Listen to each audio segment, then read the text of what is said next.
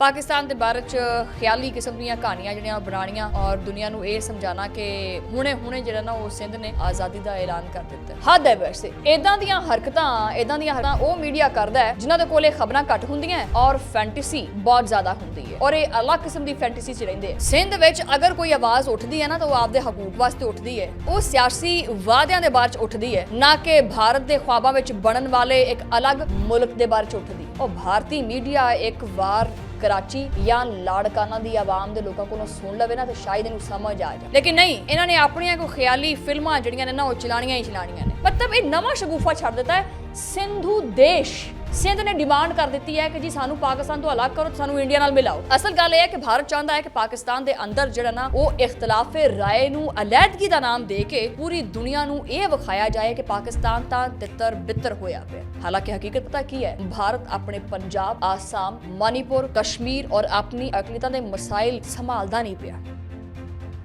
बिस्मिल्लाहिर्रहमानिर्रहीम, अस्सलाम वालेकुम नाज़रीन, तुसी देख रहे हो 360 डिजिटल पंजाबी और मैं हां मेरी मेज़बान शुमाइला नियाज़। और ਅੱਜ ਮੇਰਾ ਬਿਲਕੁਲ ਵੀ ਦਿਲ ਨਹੀਂ ਹੈਗਾ ਸੀ ਕਿਸੇ ਵਲੌਗ ਰਿਕਾਰਡ ਕਰਨ ਦਾ, ਲੇਕਿਨ ਇਹ ਹੈ ਕਿ ਬਸ ਕੁਝ ਚੀਜ਼ਾਂ ਐਸੀਆਂ ਹੋ ਜਾਂਦੀਆਂ ਨੇ ਕਿ ਬਸ ਬੋਲਣਾ ਪੈਂਦਾ ਹੀ ਹੈ ਉਹਦੇ ਉੱਤੇ, ਇਹਦੇ ਤੇ ਵੀ ਬੋਲਣਾ ਜ਼ਰੂਰੀ ਹੈ। ਵੈਸੇ ਅੱਜ ਦਾ ਵਲੌਗ ਸ਼ੁਰੂ ਕਰਦੇ ਹਾਂ ਜਨਾਬ ਕਿ ਭਾਰਤ ਨੇ ਜਿਹੜਾ ਨਾ ਇੱਕ ਵਾਰੀ ਫਿਰ ਆਪਣਾ ਉਹ ਪੁਰਾਣਾ ਸ਼ੌਕ ਜਗਾ ਲਿਆ।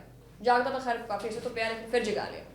ਪਾਕਿਸਤਾਨ ਦੇ ਬਾਰੇ 'ਚ ਖਿਆਲੀ ਕਿਸਮ ਦੀਆਂ ਕਹਾਣੀਆਂ ਜਿਹੜੀਆਂ ਬਣਾਉਣੀਆਂ ਔਰ ਦੁਨੀਆ ਨੂੰ ਇਹ ਸਮਝਾਉਣਾ ਕਿ ਹੁਣੇ ਜਿਹੜਾ ਨਾ ਉਹ ਸਿੰਧ ਨੇ ਆਜ਼ਾਦੀ ਦਾ ਐਲਾਨ ਕਰ ਦਿੱਤਾ।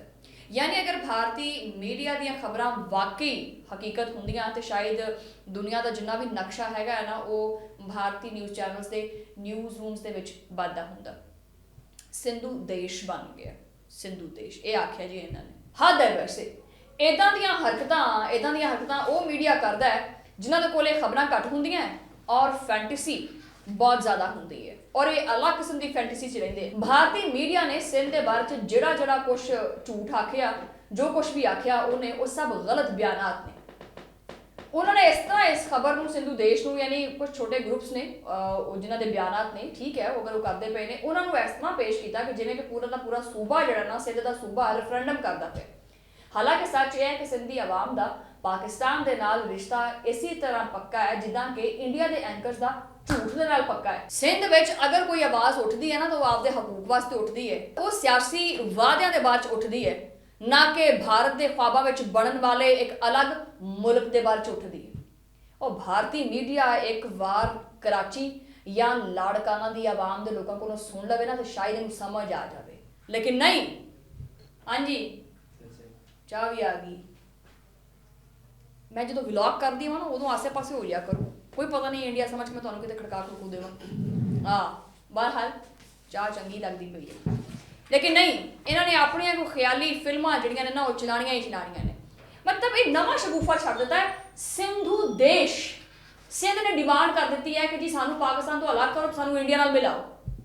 असल गल है कि भारत चाहता है कि पाकिस्तान के अंदर जिहड़ा ना वो इख्तलाफे राय नू अलैदगी का नाम दे के पूरी दुनिया नू ये विखाया जाए कि पाकिस्तान तां तितर बितर होया पिया। हालांकि हकीकत पता की है, भारत अपने पंजाब, आसाम, मणिपुर, कश्मीर और अपनी अकलीतां दे मसाइल संभालदा नहीं पिया, लेकिन जिहड़ी लत है ना वो उन्हें पाकिस्तान वाल लाजमी तुलनी हैगी। और पाकिस्तान नू ये लत जिहड़ी ना चंगी तरह भननी भी आती है। आपदे घरे इहदा धुआं होया पिया, लेकिन नहीं, आपदे घरे बह के पाकिस्तान का नक्शा बनाना है। इंडिया वास्ते ना एक सादा जिहा पैगाम है कि सिंध कोई फिल्मी किरदार नहीं हैगा जिन्होंने तुसीं अपनी मर्जी का कोई डायरैक्टर कट ला के ते बदल दोगे, कुछ भी बोल दोगे तो जी इदा हो जाएगा। और सिंध की आवाम जी पाकिस्तान के नाल खड़ोवेगी नहीं, सिंध की आवाम पाकिस्तान के नाल खड़ोती है और हमेशा खड़ी रहेगी। इत्थे दे लोग अपनी शनाख्त के उत्ते फख्र करते हैं, पाकिस्तानी होने ते फख्र करते हैं, लेकिन अपनी वफादारी पाकिस्तान के नाल जोड़ते हैं, ना कि भारत के प्रोपेगेंडा स्टूडियोज के नाल। भारतीय मीडिया नूं अगर इन्ना ही सच का शौक है ना तो पहले अपने मुल्क के अंदर धक्के खाती हुई जी हकीकत है ना उन्होंने वेखे, लेकिन नहीं, सच देखना इन्होंने वास्ते बड़ा खतरनाक है। अगर सच देखांगे तो भारत की आवाम जी सवाल चुकना शुरू कर देगी। इस वास्ते आसान काम ये समझते हैं कि पाकिस्तान के बारे च कहानियां बनाओ, कड़ो तो ब्रेकिंग न्यूज़ कह के चला दो, छाप दो ब्रेकिंग न्यूज़ कहते। टके दे एंकर्स नहीं है इन्हों के। मैं 20 बारी रिक्वेस्ट की है कि मैनू बुला के तो देखो, हिम्मत है पाकिस्तान इंडियन मीडिया की, मैनू बुला के देखो अपने चैनल के उत्ते। जो थोड़े मैं कन्ना च धुआं ना करता तो फिर आखिए पाकिस्तान की कहानी ਪਾਕਿਸਤਾਨ ਦੇ ਲੋਕ ਲਿਖਦੇ ਆ। ਸਿੰਧ ਭਾਰਤ ਦੇ ਕਿਸੇ ਐਂਕਰ ਦੀ ਖਾਹਿਸ਼ ਦੇ ਉੱਤੇ ਨਾ ਕਦੀ ਟੁੱਟਿਆ ਔਰ ਨਾ ਹੀ ਕਦੀ ਟੁੱਟੇਗਾ। ਇਹ ਤੁਹਾਡਾ ख्वाब सिर्फ ख्वाब ही रह जाएगा और एक चूरन सिर्फ घट दिन ही विकेगा। और भारत जिन्नी चाहे मर्जी अग ला लवे, सिंध वालियां दे दिल चों पाकिस्तान की मुहब्बत कभी भी खत्म नहीं कर सकता। ये हमेशा मुहब्बत गर्म रहेगी और भड़कती रहेगी। सिंधी पाकिस्तान दे नाल खलोते ने और सिंधी पाकिस्तान का हिस्सा ने। ये पता नहीं नवा शगुफा ने शुरू किया है कि जी सिंध सकाफती लिहाज नाल साडा और सिंधु देश बनता पिया।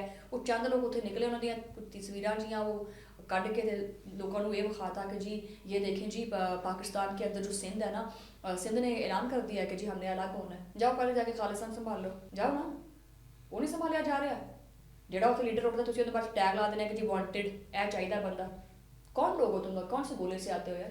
कोई अकल करा करो, कोई होश करा करो। सिर्फ और सिर्फ पाकिस्तान ही मिले ਤੁਹਾਨੂੰ ਵੇਚਣ ਵਾਸਤੇ। ਪਾਕਿਸਤਾਨ ਦਾ ਨਾਮ ਲੈ ਕੇ ਹੀ TRP ਮਿਲਦੀ ਹੈ। ਇਹ ਹੋਰ ਚੀਜ਼ ਹੈ ਜਿਹੜਾ ਮੈਂ ਅਗਲਾ ਵਲੌਗ ਰਿਕਾਰਡ ਕਰਨ ਲੱਗੀ ਹਾਂ, ਉਹ ਵੀ ਇਹਨਾਂ ਦੇ ਬਾਰੇ 'ਚ ਹੀ ਹੈ। ਅਗਲੇ ਵਲੌਗ 'ਚ ਡਿਸਕਸ ਕਰਾਂਗੇ। ਲੇਕਿਨ ਮੈਨੂੰ ਹੁਣ ਇੱਥੋਂ ਦਿਓ ਇਜਾਜ਼ਤ, ਨਾਲ ਮੁਲਾਕਾਤ ਹੁੰਦੀ ਹੈ ਹੁਣ ਅਗਲੇ ਵਲੌਗ ਦੇ ਵਿੱਚ। ਉਦੋਂ ਲਈ ਅੱਲਾ ਨੇ ਕੇ ਪਾਨ।